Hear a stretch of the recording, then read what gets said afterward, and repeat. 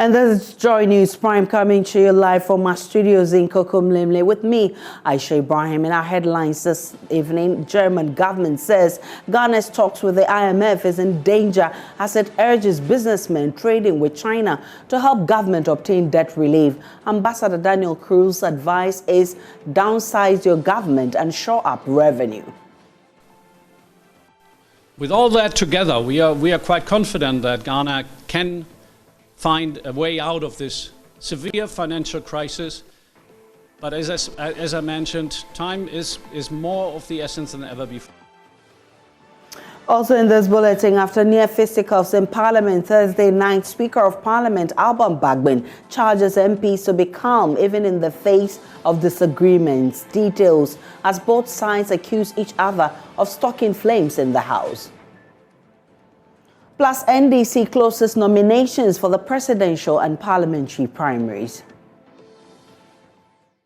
Many thanks for choosing us. Downsize your government and shore up revenue. These are some of the measures by which the German government believes Ghana could quickly scale up its economic recovery. Finance Minister Ken Ofori-Atta is already leading the charge, asking a group of Ghana's external creditors under the G20 framework to debt relief.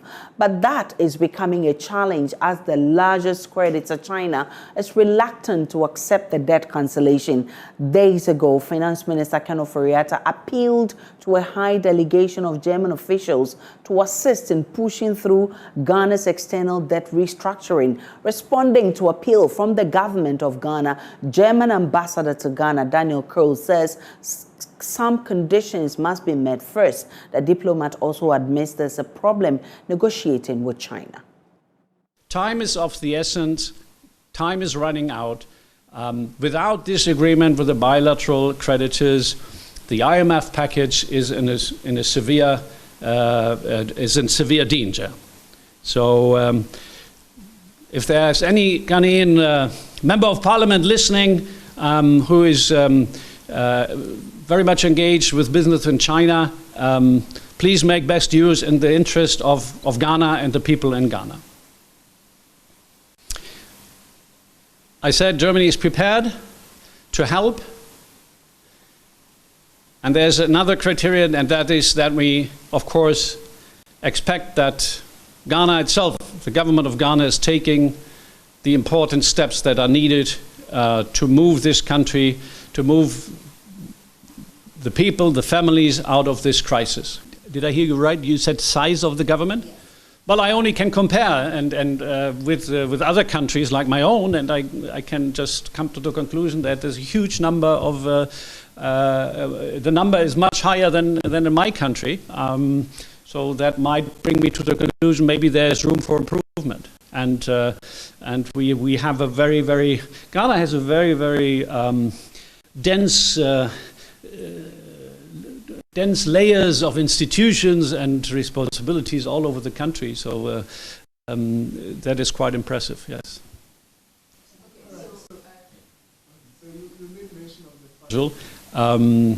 We just know from past experience in the case of Zambia that China has been, in previous cases, very reluctant to enter into setting up this creditor committee, which is the key decision to take now.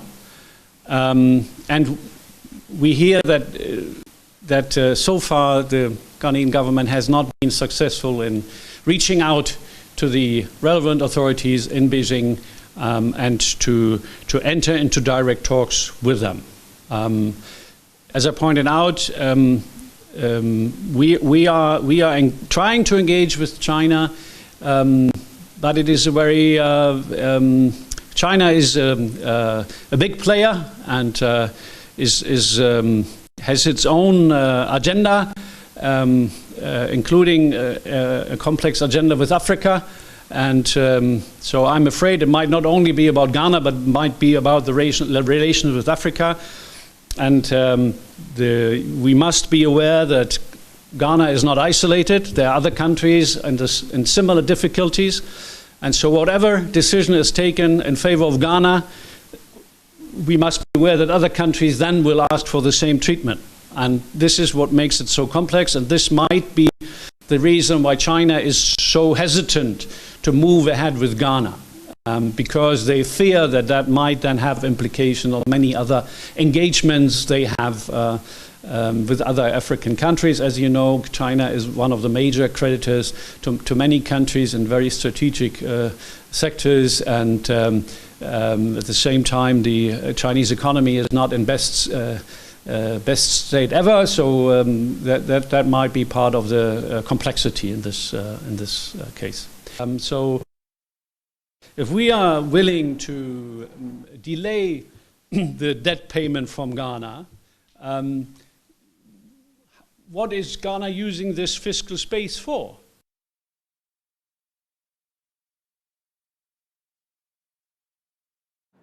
Well, joining me via Zoom is international relations expert Dr. Ishmael for more on this. Doc, China's influence on third world countries is something that has caught the attention of many. Already, many are worried over the conditions that may accompany a debt relief. But even before we cross that hurdle, Germany is advising businessmen and members of parliament to use their powerful links to help support the country achieve this. What do you make of this suggestion?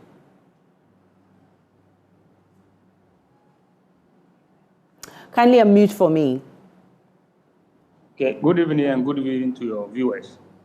I think that it's very important that we put our own debt negotiation within the context of the broader challenge of developing nations in responding to the global situation that we find ourselves in. The call that business people doing business in China should come on board and help Ghana in getting an agreement with the Chinese, well, it is appropriate. It also tells us that we have not been able to penetrate through to the Chinese as we should have. Indeed, the last time the finance minister was supposed to go to China, but if you know the Chinese setup, in February, they will always go for what we call the Chinese New Year, and that takes about 15 days. And usually, at that period, they normally maintain skeletal staffs within their institutions. And of course, if you listen to the speech of the ambassador very well, you observe that there's still issues with the domestic side that needs to be addressed. So for instance, you made mention of the fact that the power sector is still a major contributor to the debt issue. And we are accumulating debt every year. So, and of course, the size of government has always been mentioned. And if we don't get these aspects done, it is quite difficult to call on the outsiders to help you to restructure when you yourself you are not able or ready to take the most painful part of the deal.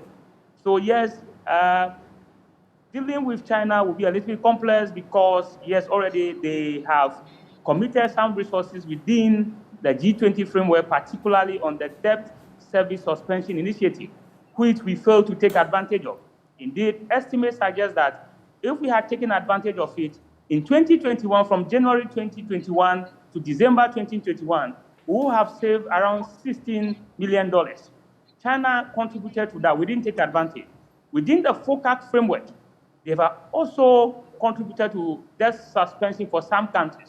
So you see, they have their own arrangement in terms of dealing with this debt issue.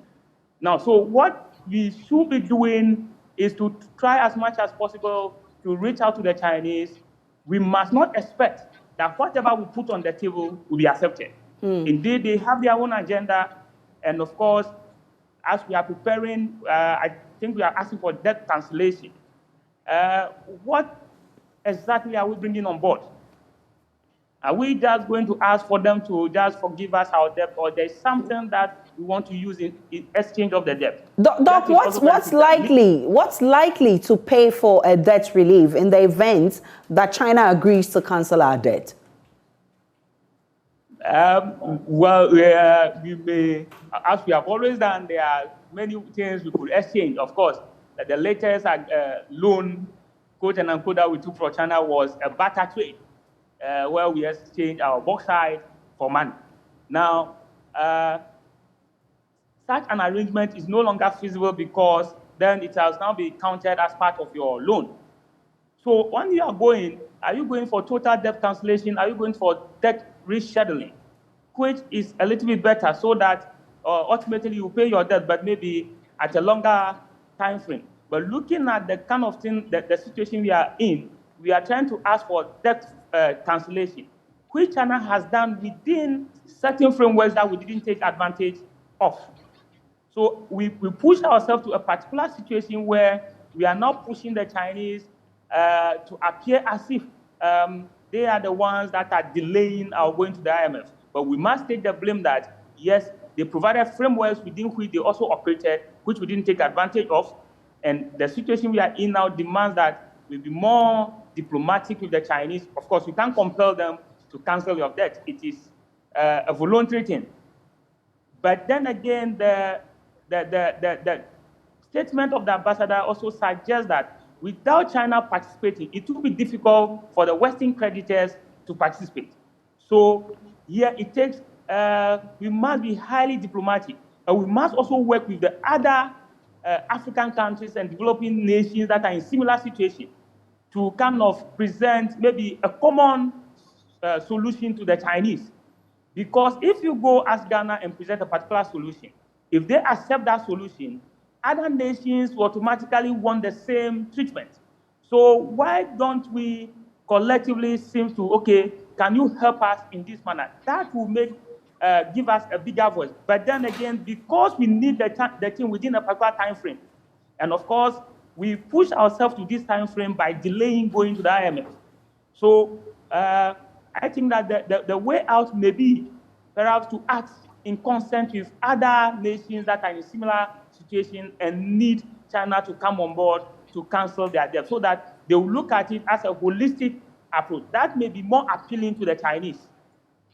I'm grateful for your time. Dr. Hlovo is international relations expert. Let me bring in President of the Ghana Union of Traders Association, GUTA, Dr. Joseph Irving. Doc, do Ghanaian businessmen have what it takes to help government get a debt cancellation? Hello, Dr. Irving. Please again, your voice was cutting. I'm asking if Ghanaian businessmen have what it takes to help government get a debt relief. Yeah, we do not have any precedent. The fact that we have not even attempted in these negotiations before, and the fact that we are also not always part in these negotiations, do not give us the clout even to do this. But for us to do it at this time is also very necessary. And coming from the German ambassador, it means that there's precedent elsewhere that probably it has even happened in their country before. And that's why we have to give it a try. And that we have to use our connections with our Chinese counterparts, our suppliers, and especially those Chinese traders and businesses here, that we can all come together and lobby strongly. We believe that when we are able to do it and do it right, we can be able to achieve this. But you know, the way the Chinese do their things, they have their own ways of doing things, and that we have to seek questions from their embassy or ambassador as to how to go about this. Otherwise, probably the approach may be even wrong, because they are very stringent in their ways. So we have to seek answers to some of these things, so that we can do, but it's doable, it's possible, considering the relationship that we have with the Chinese government.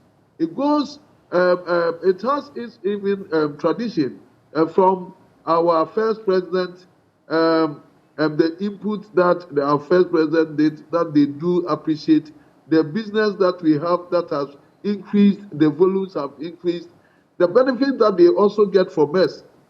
It will not serve them right if our economy collapses entirely.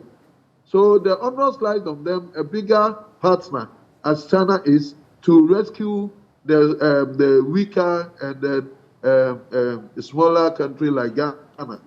So it is also very important for China to come to our rescue, and that they should not do things that they do normally. It may not augur well for all of us. Are you willing to assist government if government approaches you? Definitely.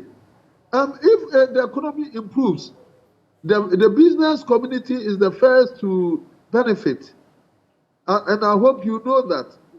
As we are suffering, especially the last quarter of the year where the forest went up and all that, it was all because of some of these things.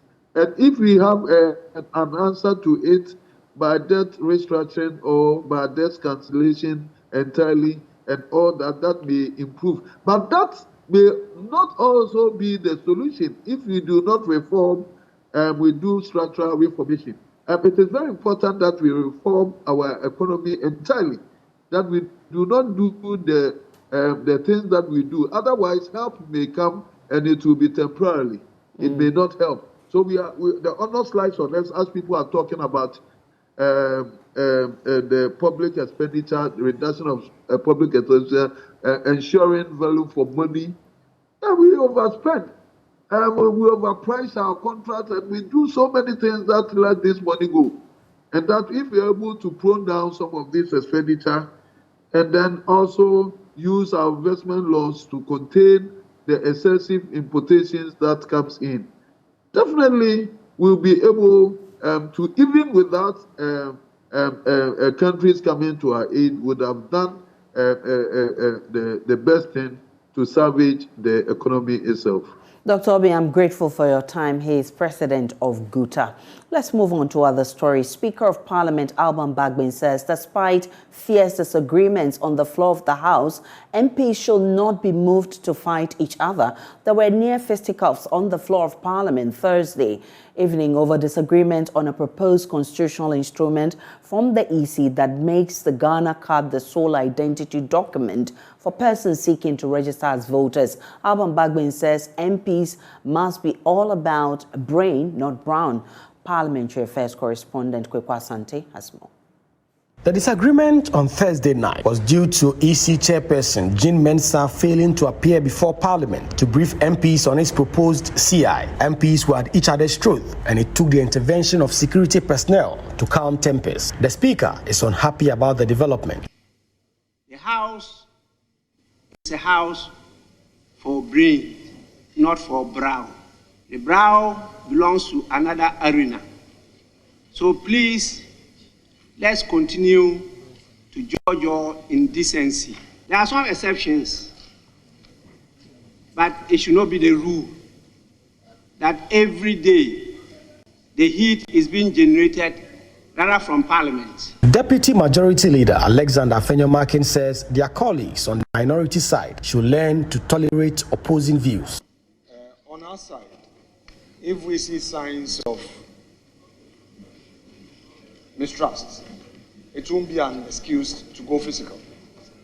Because, Mr. Speaker, if there are signs of mistrust in any democracy, or signs of supposed mistrust, and anything, it shouldn't be an excuse to use your strength to attack. Mr.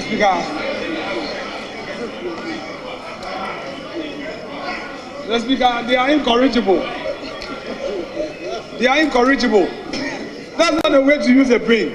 You get up quietly, catch Mr. Speaker's eye, then, especially when your leader is on his feet, you don't shout. But his colleague, the Deputy Minority Leader, Emmanuel Amakufibua, shot back, accusing Afenyo-Markin of being part of the reason why the discourse on the floor is usually heated. Mr. Speaker, the reason we are where we are, you had given us advice.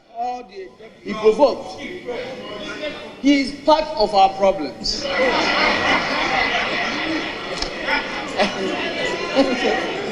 Mr. Speaker, I believe I will treat you. You have said that he's your son. I will urge you to invite him to your office and advise him that and show him the way to go. Thursday night scenes in Parliament was at least the third time that MPs were at each other's throats in Parliament. There were near fisticuffs over disagreement about the EC's proposed new constitutional instrument, which is yet to be laid in Parliament. The MPs on the minority side wanted Madam Jean Mensah herself to appear before the committee, and she was not available. She was represented by her deputies. The minority say the EC chairperson is not respecting Parliament, and which led to near fisticuffs on the floor of the House, although the cameras were not in the chamber at that time. The Speaker of Parliament and both sides now agree that tempers need to calm down a bit in the House as they go about national issues. Reporting for Joy News, Kweku Asante, Parliament House, Accra. Back here in the studio, my name is Aisha Ibrahim. A group of young voters have paid the 40,000 cedis filing fees for MP for Bole Bambo Yusuf Sulemana to seek a third term. Members of the group say they secured their current jobs through the MP, who they say deserves another term to continue opening up opportunities for young people in the constituency. To thank my brothers, my friends, and my comrades from the Bole Bambo constituency for this honor done me this morning. Indeed, this is a surprise to me that this morning they came here in their numbers in my office to present to me an amount of 40,000 Ghana cedi to enable me file my nomination. We all know that the NDC has open nomination, and I have picked a form. I can only register my appreciation and to thank them sincerely for this honor done me. Clearly, it tells you that we are on the ground and that the people will repose the trust they have in us to continue to represent them in Parliament. I want to ask that as they contribute to my success, they contribute to my effort to represent the people, they also work hard on the ground to ensure that His Excellency, the former President's votes will increase, whilst we also retain the seat. I'm one of the beneficiaries of Honorable Yusuf's good works. Let me say this, where I currently work, he's the reason I'm there. And it will be ungrateful on my part if I don't contribute my middle might to make sure he's retained. All of us here, in one way or the other, benefited from his good works. We are numbered over 20-something. Not all of us could be here. Some are working outside Accra. They all made their contribution, and we were able to raise 40,000 to pay for his filing fee. Health Minister Kwame Nkrumah is expected to brief Parliament on the reports of shortages of vaccines across the country. Ghana may have an outbreak of childhood diseases if immediate steps are not taken to procure vaccines for immunizing children in the country. This was a warning issued by the Pediatric Society of Ghana on the back of reports of vaccine shortages nationwide. The Minister for Health has been programmed to brief the House on matters of vaccines, and that briefing will be held on the 1st of March, Wednesday, on the 1st of March. The National Democratic Congress has officially closed nominations for its presidential elections today, and aspirants are expected to file forms between 20th to 22nd March for a subsequent voting. Chairman of the Elections Committee, Kakre Suman, at a media engagement after close of nominations, announced that 4 applicants have picked forms to contest the upcoming elections. He has, however, indicated nominations for the parliamentary elections are still ongoing and expected to close by midnight Friday, whereas the freeze on 27 constituencies across the country is still active until further notice. At exactly 5 p.m. today, that exercise has ended and it is closed for this year and for next year's elections. At the close of nominations at 5 p.m. today, 4 persons have picked up nomination forms from this committee, and they are as follows in the order in which they appeared. Former President John Dramani Mahama, Mr. Ernest Kweku Kobia, Honorable Kujo Bonsu, and Dr. Kwabna Dufuo. We are giving them the forms. They are going to fill them out, and we expect them to return the forms and file properly as aspirants for the contest on May 13th, 2023. And so to come in this bulletin, all is set for Nigeria's general election set to take place Saturday. We'll bring you more after this break.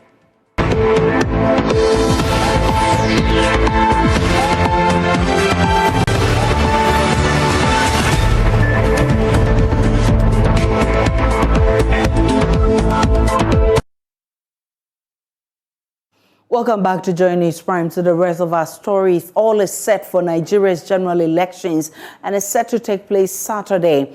18 candidates are running for the top job of president of the country, but only 3 are tipped to stand a realistic chance of emerging victorious. They are the governing All Progressive Congress candidate Bola Tinubu, People's Democratic Party's Atiku Abubakar, and Labour Party candidate Peter Obi. The Independent National Elections Commission says a total of 87 million permanent voter cards have been collected across the country.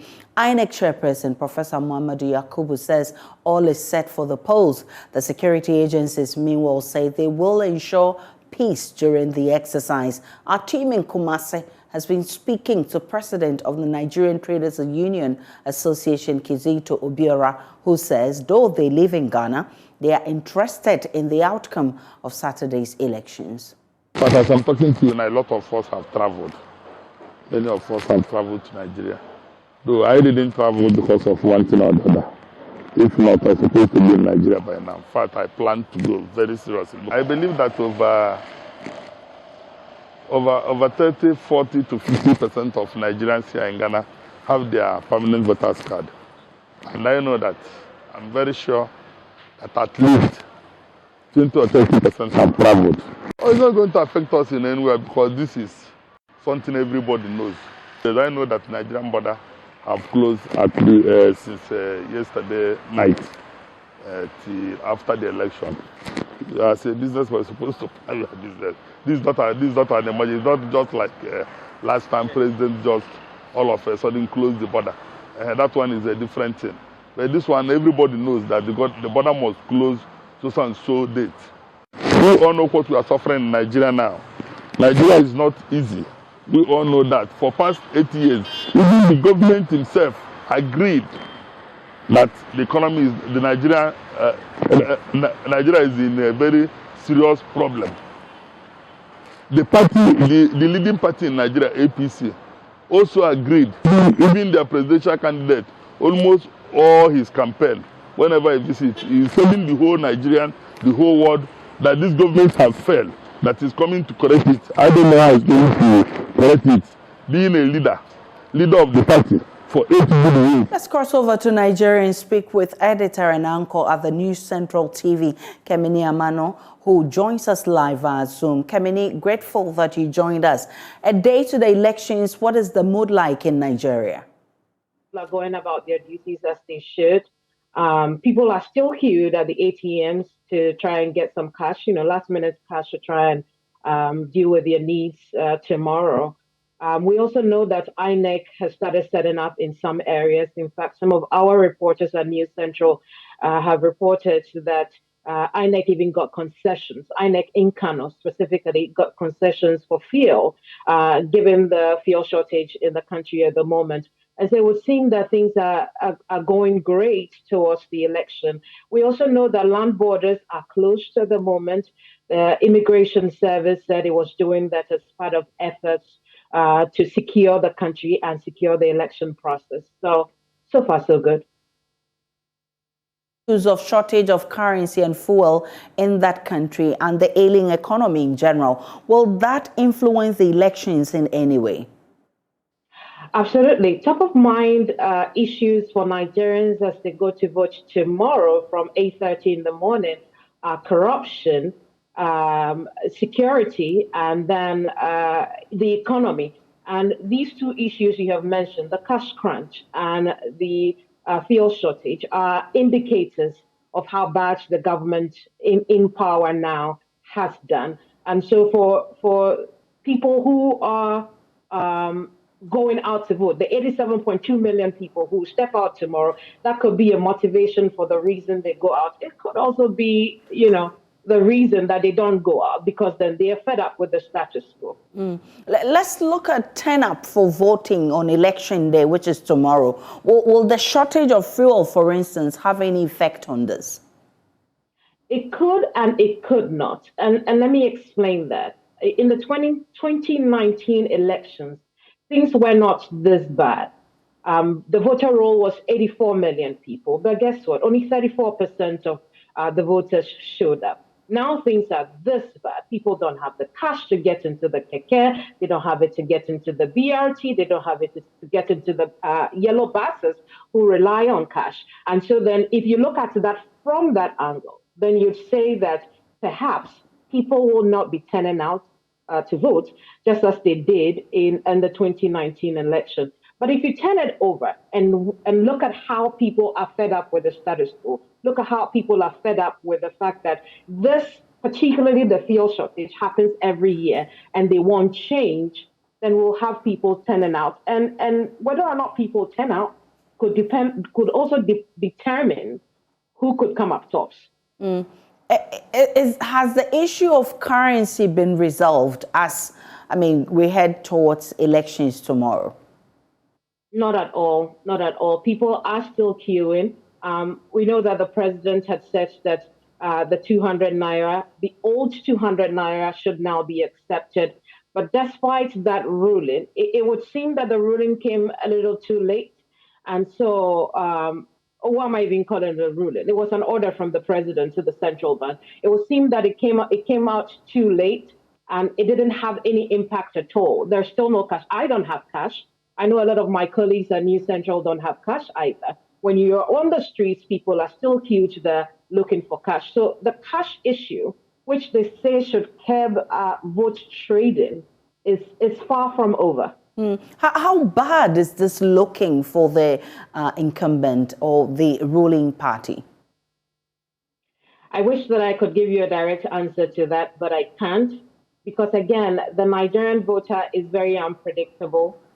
We've seen it in past elections. The PDP has been in power.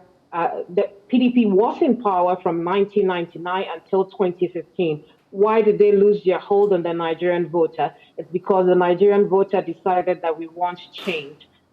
Given the record or perceived record of the APC at the moment, it would, if you were to go by that, then you'd say perhaps the Nigerian voter will be looking for change again. But we really don't know anything for sure. And when you compare what the polls are telling us, like you said, and which is the case, we have a third contender. And if you extend it, perhaps a fourth contender. The third contender being the Labour Party's Peter Obi. And then the fourth contender being Rabiu Kwankwaso of the New Nigeria People's Party. If you look at the fact that these people have come in the fray, it would give you an idea that perhaps it's time for change, and the change will not be swapping the seats for the PDP and the APC. At the same time, you'd also think about the fact that there are voters who have the behavior of sticking to what they know.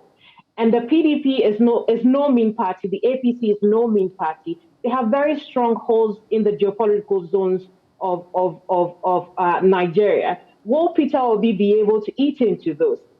All but one of the polls says yes, Peter Obi could lead the elections. He may not be able to meet all the requirements, and the elections could go into a runoff. And again, that is also hinged on whether or not people are going to turn out to vote for Peter Obi. And then there are those who think that the APC will retain its seat with Bola Tinubu.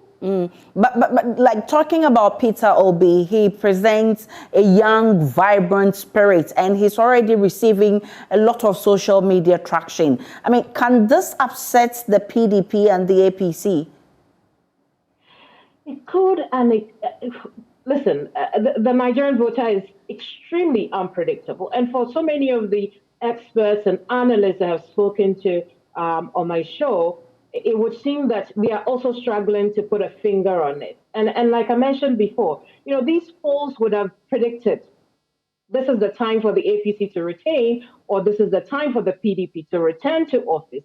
But it would seem that even the polls are having difficulty picking a clear winner, a decisive winner for the 2023 elections. And it all boils down to the fact that at 61 years old, Peter Obi is able to resonate with the young people. He's telling the young people, enough of the corruption, enough of our leaders living the life that we wish we all could live, enough of the oil theft, enough of the insecurity in the country. And that has resonated a lot with the young people who are on social media.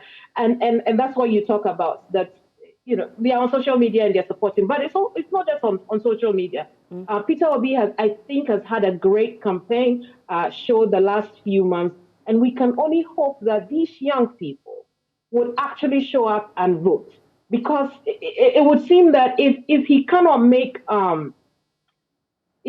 get the highest number of votes, and he also does not get 25% out of 25% of the highest votes in 24 out of the 36 states, he will have a problem being a decisive winner, which means that the election could go into a runoff. And it wouldn't be an easy thing to do. Camini Amano, he's editor and anchor at the News Central TV. Thank you very much for bringing us that update. Let's come back to Ghana and stick with politics, because the chairperson of the Convention People's Party, CPP, Nana Akosua-Frimpong Masapong, has expressed worry about Dr. Kwame Nkrumah's legacy that she says has been buried. According to the party, government has failed to implement the 7-year development plan by Dr. Nkrumah, and thus has contributed to the woes of the country. The chairperson of the CPP says the country is not developing as a result of government's failure to continue Dr. Nkrumah's legacy. She was speaking at the launch of the 57th Remembrance Ceremony of the Dr. Kwame Nkrumah. There's more in this report. In the name of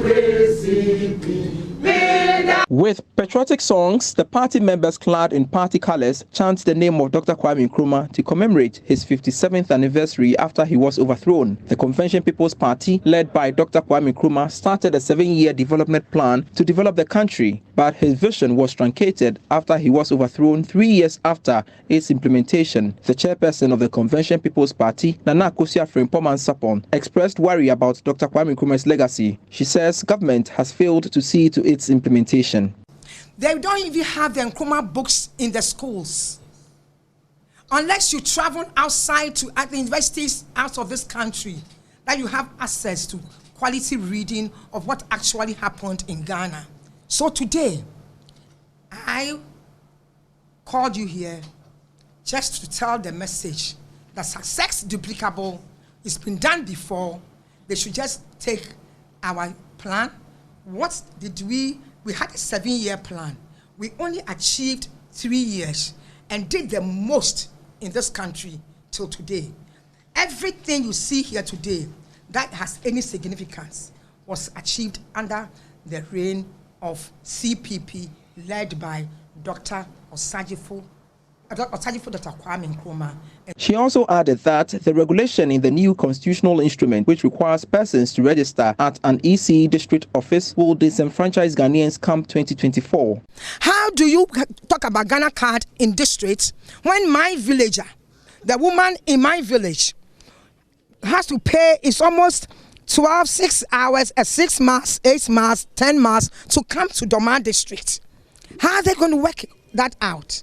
And even when they get there, after they've taken your biometrics.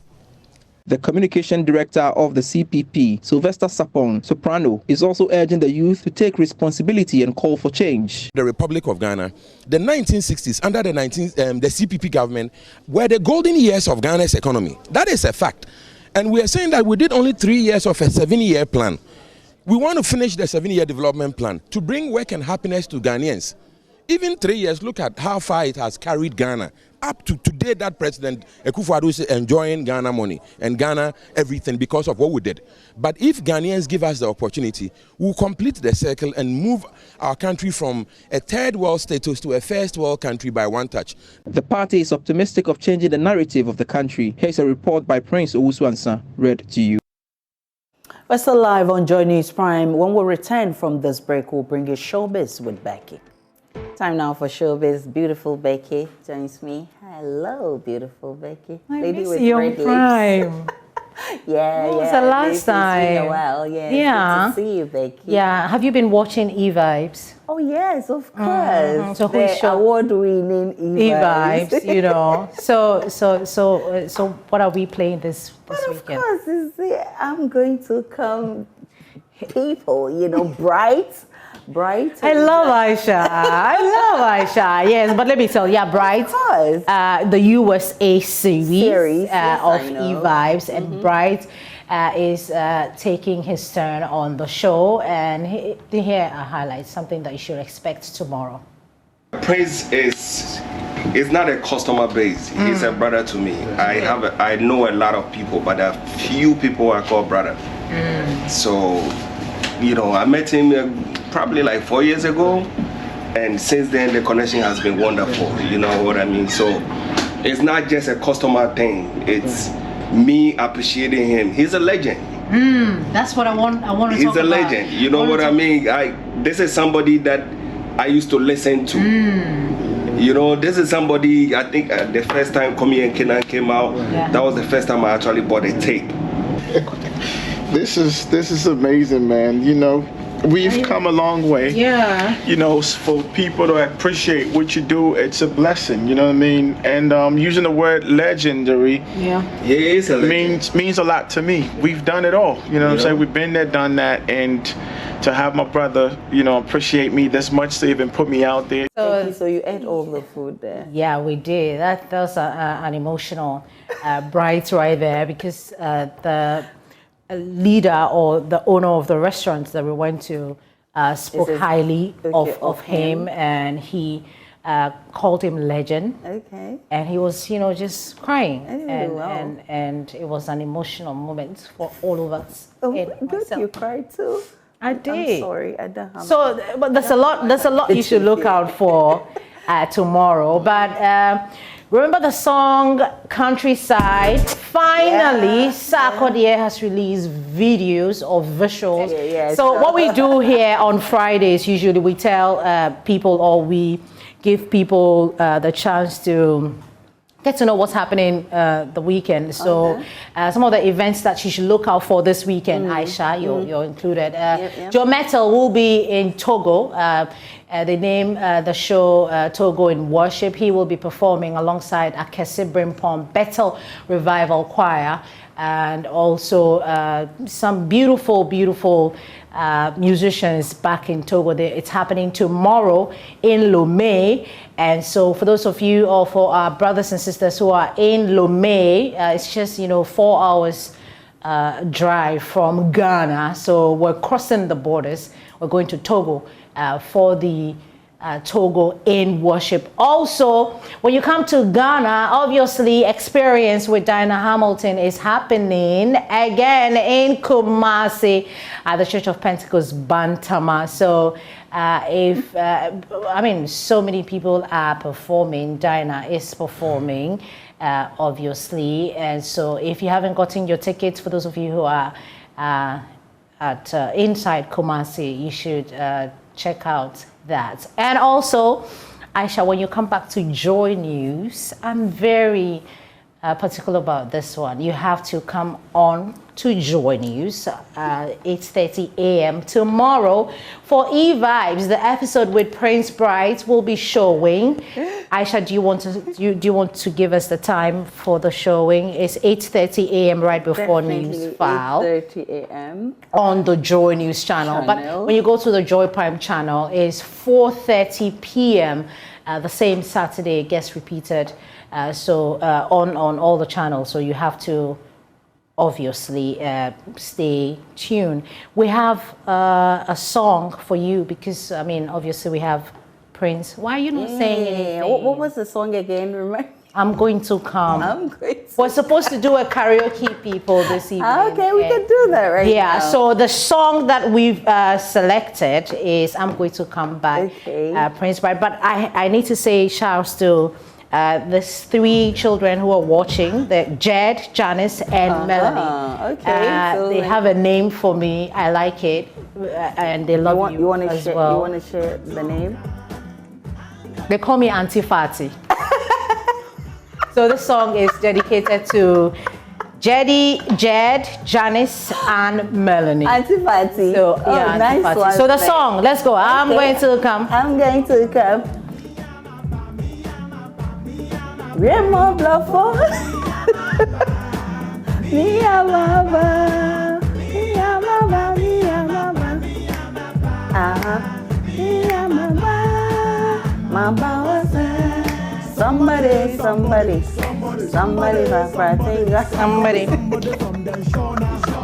Aisha, your voice is. No mercy for the Atlanta. Oh. You know, I don't understand the gun, so like I understand the guy, So and you I'm singing, feel and it. you were sitting there, Yeah. blah blah blah. Oh, wow. Auntie Fatty, thank you for bringing us Showbiz. So for Jed, Janice, and Melanie, remember to brush your teeth before you go to bed this evening and brush tomorrow morning when you wake up. Brush your teeth with either Pepsodent Cavity Fighter, Pepsodent Charcoal, Pepsodent Herbal, or Pepsodent Triple Protection, because with Pepsodent, every smile matters. Definitely, every smile matters, and thank you for bringing us Showbiz. I miss you on Prime. I miss you so We should do that all the time. And that's how we wrap up there. You're blushing. We'll bring you sports and business after this. My name is Aisha Ibrahim. You still enjoyed you. The We still have time to say something else. Of the news.